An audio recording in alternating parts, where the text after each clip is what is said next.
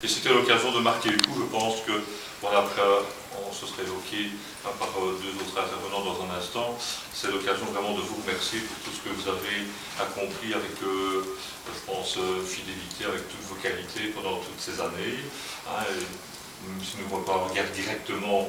sur les fabriques à l'avenir grâce à la présence de Christiane, qui va prendre le relais, on peut être confiant au fait que vous serez encore toujours bienveillant, en tous les cas un regard bienveillant et intéressé par ce qui se passe dans les fabriques. Comme curé, eh bien, je pense aussi que si une page se tourne, une nouvelle page articulée dans la vie de M. Leroux, je pense aussi que dans l'histoire de nos communautés et de l'Église dans nos régions, on est aussi quelque part en train de quitter un chapitre et d'aller vers un autre. Certains ont entendu parler au niveau des évêchés d'un projet 2020, mais ça c'est demain. Il y a 15 jours, j'ai été à Louvain-la-Neuve. Il y avait une formation, on parlait un petit peu, on parlait de visage d'église 2030, et on nous a dit, ben, en fait, aujourd'hui, on a encore un peu un pied dans le passé, mais on a déjà un grand pied en 2030. C'est vrai qu'on peut s'attendre à des évolutions, des changements, et notamment, justement, l'intervenant principal à Louvain-la-Neuve, donc Christophe Théobald, qui est théologien, qui est jésuite et qui a beaucoup, je dirais, travaillé la pastorale paroissiale dans le centre de la France, dans le Massif central, dans la Creuse, disait, enfin avec ces mots, on est en train d'assister à, enfin pour lui, c'est on y est déjà tellement, c'est la fin de la civilisation paroissiale, ce qu'on a connu pendant quelques temps dans l'Église. Et alors on va vers un autre modèle, il appelle qu'on va aller plutôt vers une église de la diaspora, c'est-à-dire de petites communautés vivantes, mais vraiment une église sociologique avec des grands nombres qui se réunissent régulièrement. Pour lui, en tous les cas dans l'immédiat, ce n'est plus prévisible. Il faut aussi savoir que si on regarde la pratique au fil de l'histoire dans nos régions, je ne serai pas trop long, je ne vais pas faire toute l'histoire, mais une pratique très dense, et notamment au moment du règne de Louis XIV, où aussi évidemment il y a eu un renouveau à la fin du XIXe siècle, d'où beaucoup d'églises ont été construites, même dans nos régions, alors que pendant des siècles il n'y a jamais eu, à part une chapelle, il n'y a pas eu d'église. Donc